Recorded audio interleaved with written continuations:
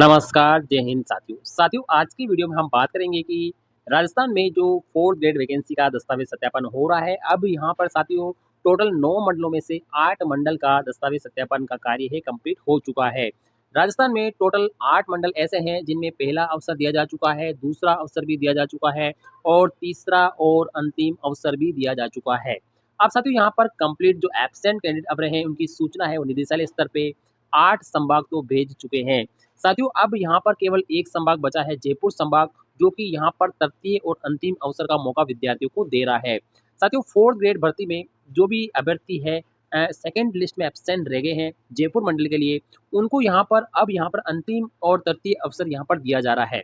साथियों इस अवसर से अगर आप चूक जाते हैं तो आपको बाद में कभी भी मौका नहीं मिलने वाला है। तो साथियों यहाँ पर इस वैकेंसी में 16 जनवरी से यहाँ पर वरीयता के अनुसार यहाँ पर जो परिणाम है उसके अनुसार डीवी हो रहा है। अभ्यर्थियों की पात्रता की जांच भी की जा चुकी है और यहाँ पर साथियों सूचियाँ भी पहले जारी की जा चुकी है। लेकिन पहले दूसरे अवसर के बाद में अब यहाँ पर अभ्यर्थियों को है विभाग तीसरा अवसर यहाँ पर दे रहा है।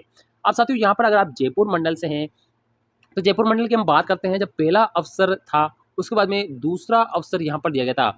दूसरे अवसर के लिए टोटल 4049 कैंडिडेट को यहाँ पर कॉल किया गया था, ठीक है ना, एसएमएस के माध्यम से या जीमेल के माध्यम से कॉल किया गया था।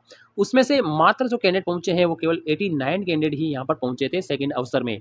अब साथियों यहाँ पर तीसरे अवसर के लिए जो बच गए हैं वो बच गए 3960 कैंडिडेट है वो तीसरे अवसर के लिए बच गए हैं। यानी इन तीसरे अवसर के लिए 3960 कैंडिडेट का डीवी होने वाला है। अब यहाँ पर बात कर लेते हैं इनका डीवी कब होगा। तो साथियों यहाँ पर इनका जो डीवी है वो स्कूल शिक्षा कार्यालय है मंडल स्तर पे ही किया जा रहा है। इनकी पात्रता की जांच और दस्तावेज सत्यापन अनुपस्थित अभ्यर्थियों के लिए जो द्वितीय अवसर है वो 14 मई में, ठीक है ना, में अनुपस्थित अभ्यर्थियों जो 14 मई, ठीक है, उनमें जो भी अनुपस्थित अभ्यर्थी थे उनकी सूची है वो विभाग की वेबसाइट पर पहले से ही अपलोड की जा चुकी है। लेकिन इसमें भी अगर अभ्यर्थी एब्सेंट रह गया है द्वितीय अवसर में, अब उनको यहाँ पर तीसरा अवसर है वो यहाँ पर दिया जा रहा है। तो आप तीसरे अवसर को देख सकते हैं। तीसरा जो है आगामी जो चरण है जिसमें तीसरा अवसर हम कह सकते हैं, ये आपका मिलने वाला है 18 मई को। यानी 18 मई को जयपुर मंडल के जो भी कैंडिडेट है, लगभग कैंडिडेट की संख्या मैं बता देता हूँ आपको साथियों, 3960 कैंडिडेट है साथियों। इनको यहाँ पर तीसरा और अंतिम अवसर है वो 18 मई को दिया जा रहा है। 9 बजे आपको महात्मा गांधी राजकीय कार्यालय जो मालवीय नगर में है उसमें आपको पहुँच जाना है। साथियों अभ्यर्थियों की पात्रता जांच और दस्तावेज सत्यापन कार्य उनके रोल नंबर के आगे अंकित निर्धारित दिनांक और समय पर अगर आप उपस्थित होते हैं तभी आपका वहां पर किया जाएगा। तो साथियों एक ही दिन का मौका मिल रहा है। अगर आप भी इन 3960 कैंडिडेट के अंदर आते हो तो आपको यहाँ पर पहुंच जाना है। अब साथियों यहाँ पर कहीं मैसेज ऐसे आ रहे हैं, जैसे टोटल 8 मंडल है उनके विद्यार्थियों के मैसेज आ रहे हैं कि हम दस्तावेज से चूक चुके हैं तो क्या हमारा दोबारा दस्तावेज होगा। नहीं, अब आप पूरी तरह से अपात्र हो चुके हैं साथियों। अब बिल्कुल आपको यहाँ पर 1% भी यहाँ पर मौका आपको नहीं मिलने वाला है। यानी 8 मंडल का तो कंप्लीट डीवी हो चुका है, सूचनाएं निदेशालय स्तर पर दी जा चुकी है। अब केवल जयपुर मंडल बचा है। इस जयपुर मंडल का यहाँ पर तीसरा अवसर है वो 18 मई को दिया जा रहा है। साथियों अब आगे क्या होगा, साथियों कल ही यहाँ पर जो आरएसएसबी बोर्ड है उनके अध्यक्ष महोदय ने कहा है कि जब 8 मंडल का जो दस्तावेज सत्यापन काम हो चुका है, सूचनाएं निदेशालय जाएगी, निदेशालय के थ्रू हमारे आरएसएसबी बोर्ड को यहाँ पर पहुंचाई जाएगी। और इसके बाद में एक मंडल जयपुर है, इनकी भी यहाँ पर सूचना है आरएसएसबी बोर्ड को पहुंचा दी जाएगी। अब साथियों यहाँ पर टोटल 9 मंडलों में एक यहाँ पर जो पीएच कैंडिडेट है उनका इश्यू आ रहा है और एक स्पोर्ट पर्सन है कैंडिडेट।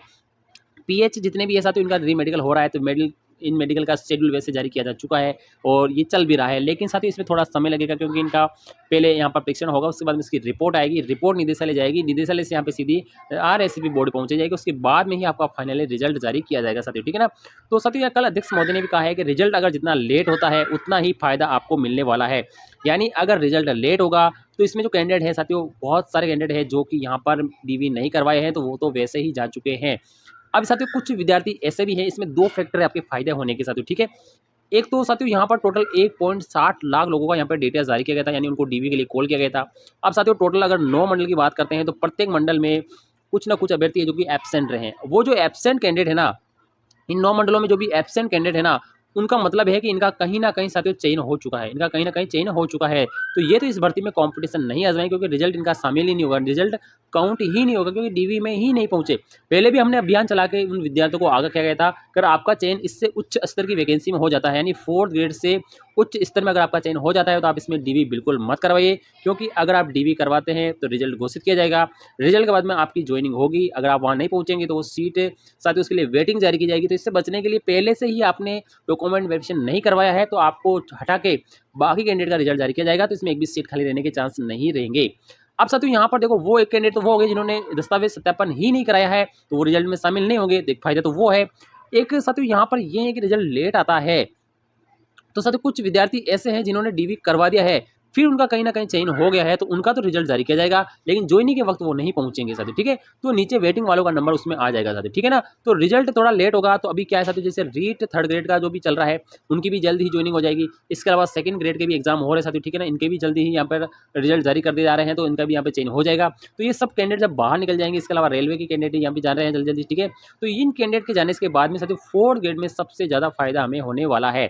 तो आप थोड़ा-सा सब्र बनाए रखिए। कुछ विद्यार्थी ऐसे जल्दी कर रहे हैं, साथियों जल्दी करने से फ़ायदा नहीं है, थोड़ा-सा लेट कर लीजिए साथियों, ठीक है ना? तो इससे अपने क्या होना फ़ायदा हो जाएगा, तब तक पीएच कैंडिडेट का भी यहाँ पर जो मेडिकल है वो हो जाएगा, उनके रिजल्ट भी यहाँ पर आ जाएँगे। और आरएसएसबी बोर्ड चाह रहा है कि सभी विद्यार्थियों का जो रिजल्ट है वो एक साथ ही जारी किया जाए। जिससे क्या होगा कि एक साथ ही विद्यार्थियों की जॉइनिंग हो जाएगी, एक साथ ही वेटिंग आ जाएगी, जैसे फर्स्ट वेटिंग है, सेकंड वेटिंग है, थर्ड वेटिंग है, जो भी आएगी, एक साथ आके ही आपको सभी कैंडिडेट को जॉइनिंग मिल जाएगी। वरना साथियों अगर आप जल्दीबाजी करेंगे और किसी हड़बड़ाहट में अगर हम जनरल कैंडिडेट का रिजल्ट निकाल देते हैं, पीएच को छोड़ देते हैं, तो ये कोर्ट में चले जाएँगे, या स्पोर्ट पर्सन को छोड़ देते हैं तो कोर्ट में चले जाएँगे। इस वजह से हमारे रिजल्ट पे प्रभाव पड़ेगा, यानी हमारी जॉइनिंग पे प्रभाव पड़ सकता है, भर्ती अटक सकती है। इसलिए आप कुछ भी मत करिए, सभी का होने दीजिए और एक साथ प्रोसेस चलने दीजिए, ताकि आपको समय पे ही जॉइनिंग मिल जाएगी साथियों, ठीक है ना? तो जहाँ तक संभावित है साथियों, इन सभी का जो मेडिकल है साथियों जुलाई तक हो जाएगा, यानी 31 जुलाई तक सभी का यहाँ पर मेडिकल हो जाएगा, और जुलाई के अंत में सभी का जो मेडिकल हो जाएगा, तो इनकी सूचना है वो अगस्त तक कंप्लीट आ जाएगी आरएससी बोर्ड, यानी अगस्त के बाद में सितंबर अक्टूबर आपके रिजल्ट का दिन रहने वाला है, यानी सितंबर से रिजल्ट आने की पूरी संभावना बन जाएगी। अगर कोई इश्यू नहीं आता है तो आपका रिजल्ट जारी कर दिया जाएगा साथियों, ठीक है ना? तो आपके लिए और कोई सूचना होगी टेलीग्राम पे मिलती रहेगी, टेलीग्राम चैनल को ज्वाइन कर लीजिए, जिसका लिंक डिस्क्रिप्शन बॉक्स में मैंने दे दिया है, वहाँ जाके आप ज्वाइन कर लीजिए। आपको 4th ग्रेड से संबंधित सारी सूचनाएं वहाँ पर अवेलेबल होने वाली है साथियों।